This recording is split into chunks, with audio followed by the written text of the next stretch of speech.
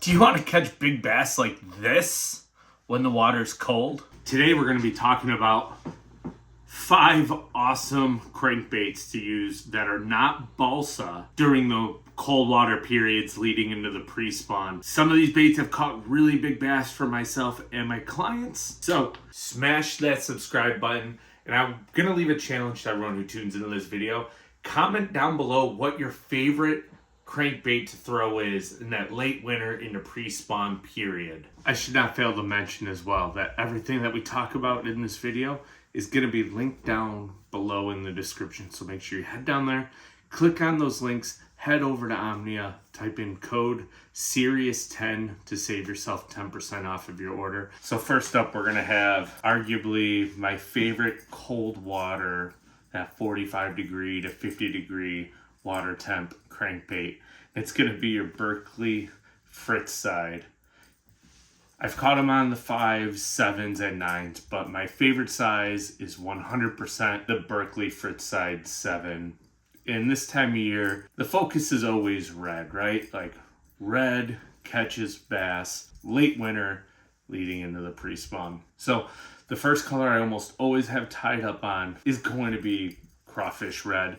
You can mix in some baitfish colors as well. So 2 that you may want to add in to your color palette on the Frittside 7, 9, or 5 is going to be the color cream pie, which is like a tan with a brown olive back. Or your black and chartreuse if you hit just a little bit of off water colored, stained up pretty good. You're going to catch a few more fish on this. It's going to really pop and really show itself to some bass. Now let's talk about the key characteristics of the Berkeley Frittside 7. One of the first things you notice when you pull the Frittside 7, 5, or 9 out of the box is that it is a flat-sided body design, which gives it a unique action at very slow speeds, but you can also burn it. So that's one kind of cool thing about the Frittside. You can give it subtle rod jabs, make it dart and deflect and hit rocks, stop. It's going to slowly float, and that's going to draw a lot of fish's attention. The 7 works really good in water depths of like 4 to 7 foot on 12-pound test. I like to throw it on, and it's actually an Alpha Angler rebound, and it's S-glass, not composite. It's 7 foot, medium heavy with a moderate bend, so it's got that deep parabolic bend to it. And this is the rod I'm going to throw almost every single crankbait on, from flat sides to wide wobblers to 5XDs.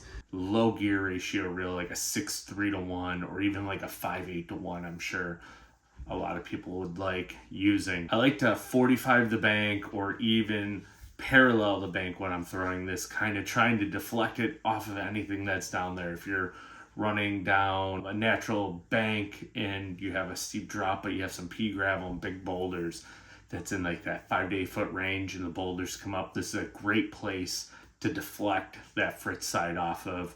You've seen a lot of memorable catches. We just had John Cox on the Serious Angler Network recently, and the first time he ever really threw a Frittside, he won a tournament on it in Texas at Lake Sam Rayburn. So never sleep on the Frittside 7 or the 9. They have a ton of drawing power, really cool, unique features. They cast really well, and they're just overall a bite getter during those cold water times. So I think this is something that you will enjoy having in your arsenal. All right, next we're going to get a little bit finessier with the flat sides. We're going to talk about the Evergreen Flat Force. It comes in a few different colors. You have craws, you have panfish colors, bluegill, and shad. My favorite one for it is going to be the panfish color. Now, what's really unique about the Evergreen Flat Force is that it offers a super subtle action. So with the Frittside, like I said, it has a little bit more drawing power. It deflects really well. This is something that you don't necessarily want to deflect off a cover. It's extremely thin. In my opinion, it acts more like a balsa bait than a lot of other ABS crankbaits on the market, or plastic crankbaits. It's gonna dive roughly 4 to 6 foot. I like to throw it in that 3 to 6 foot range. When it hits the water, keep the rod tip up, and as it gets closer to the boat, you're gonna slowly drop that rod tip down. This is a bait that I'm gonna keep on a steady retrieve. I'm not gonna do any jerks or rips with the rod tip, but I will give it like a half-second pause. So if I'm retrieving it, just kind of hesitate for a second, just kind of keep going, a nice steady retrieve. And that's gonna allow that bait to stop, flutter, rise a little, and then go back to its beautiful shimmy action. It's a great bait to throw when the water is sub 50 degrees, something that we only have for a couple weeks where I'm at, so it's not a bite that I get on all the time, and usually when I am on that bite, the Frittside excels really well. But if you're looking for something when there's a cold front after a warming trend in the spring and the fish just don't seem to want to get on anything at all, try the Evergreen Flat Force crankbait. It's sure to put a couple bass in the boat for you. Let's dive into maybe the more versatile of the crankbaits that we're going to talk about today, and that is the Norman Lures Speed End.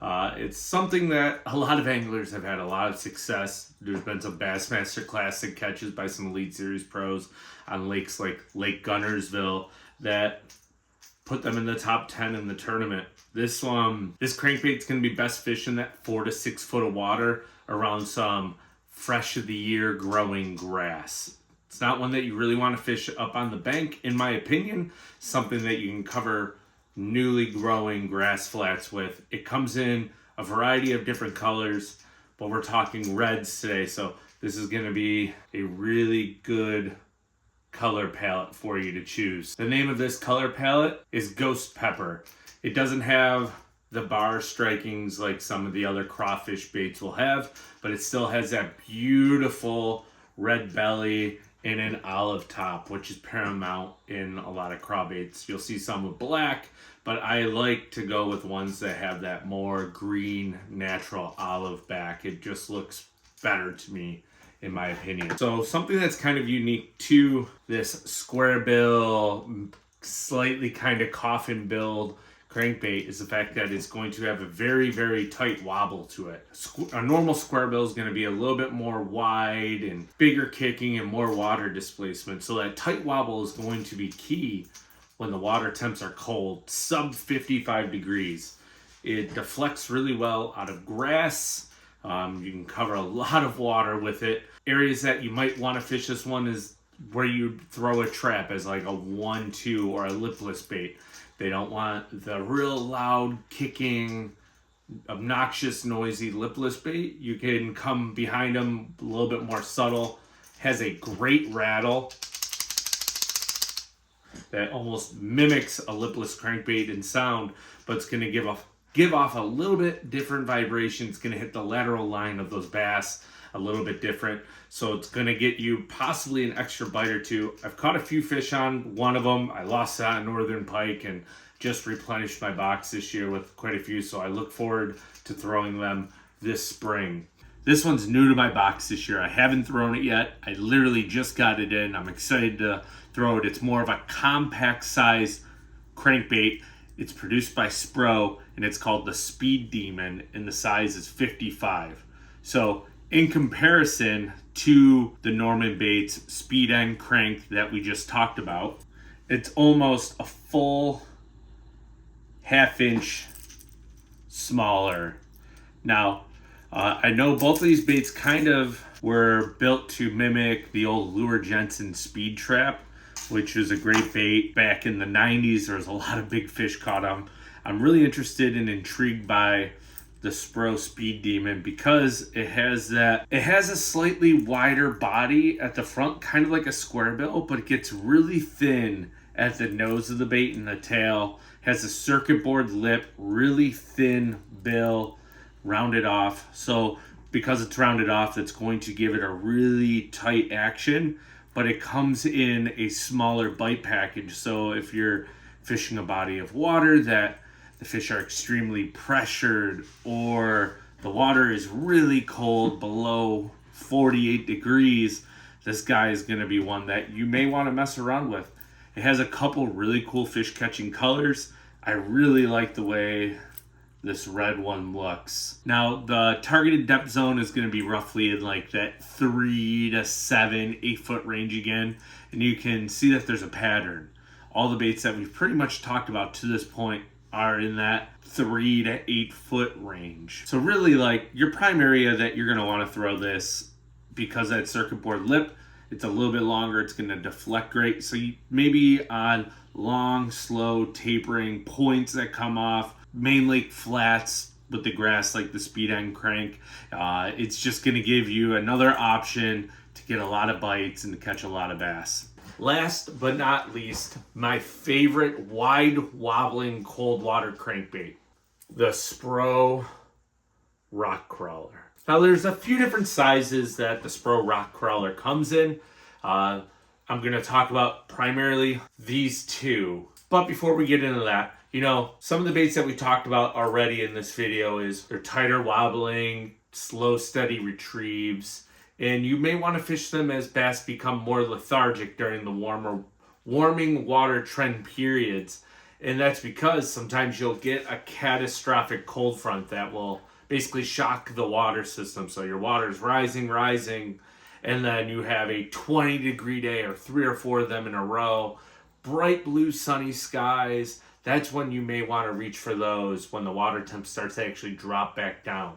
But if the water is continuing to warm, bass become more active as that water temp increases, and that's when I'm going to grab my rock crawler. Now, the two sizes that I use primarily are going to be your standard 55, and then this is the 50 DD.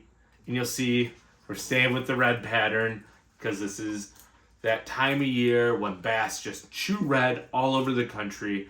You can integrate shad patterns as well, but these baits are awesome for really aggressive, hungry eating bass from the Great Lakes catching smallmouth all the way to the Midwest on a lot of those Ozark lakes. Let's start off with the 50 DD. It's going to dive in that 8 to 12 foot range. It's a little bit smaller than your standard 55, hence the size 50. I like this one when I'm fishing rock piles off the bank in, we'll call it roughly 10 foot of water. And what I'll do is I'll burn it down to that rock. So as fast as I can, rod tip down, and I want that bait to be deflecting and bouncing off that rock. And once I know I'm at that desired depth, I'm actually going to pause for a second and then just grind it at a speed that I know that it's coming through that rock, deflecting, making all kinds of noise, chattering on the bottom. I've caught some really, really big smallmouth throwing this 50 DD in like 48 to 52 degree water as it's warming on a warming trend. Now, to the standard 55. This one is special. Bigger body bait than the 50 DD, so it's giving it a little bit more of a bigger bait presence that bass are going to want to key on. They're feeding up, they're getting ready to spawn. A bigger meal is great for that at this time of year. This one's going to get you a little bit deeper in that 10 to 14 foot range on like a 12-pound fluorocarp. I'm going to retrieve it the exact same way that I'm going to retrieve the 50 DD. I'm going to burn it down into those rocks offshore, and I'm going to, once it's there, pause for a half a second or a second, let it float up, and then I'm just going to grind it away inside of those rock piles. I had a day last spring that I recorded and put a video up on my channel, so you can go back and find that. And I think we caught 60 to 70 smallmouth literally in about 2.5 hours for like 25 pounds, throwing these two crankbaits in tandem. And it wasn't even a bite I was expecting to land on that day. The water was stained, slightly off color, but clearing on a warming cycle. We just had like a week of mid 30 to low 40 degree temps. And that day it was about 55, water temp jumped 2 degrees, and the bass were just on a feeding frenzy. So I hope you enjoyed this video where we dove into all of my favorite crankbaits to throw during the pre-spawn late winter period. If you made it all the way here and you didn't hit that subscribe button, please do so. We greatly appreciate it as we continue to grow this channel. If you're looking to come up smallmouth fishing on the Great Lakes and experience one of the greatest fisheries in the United States, my information is down below. Give us a call or send us a message. Find us on our social media and reach out. We'll get your dream trip planned for you. Put you on some big smallmouth or largemouth if that's what you want to do. And don't be afraid to leave a comment down below saying simply that you love winter cranking, or to tell us what your favorite winter crankbaits are that we may not have listed in this, so we can try them out and let you know our honest opinion on them. So, as always, we appreciate everyone tuning in, and we'll see you in the next video.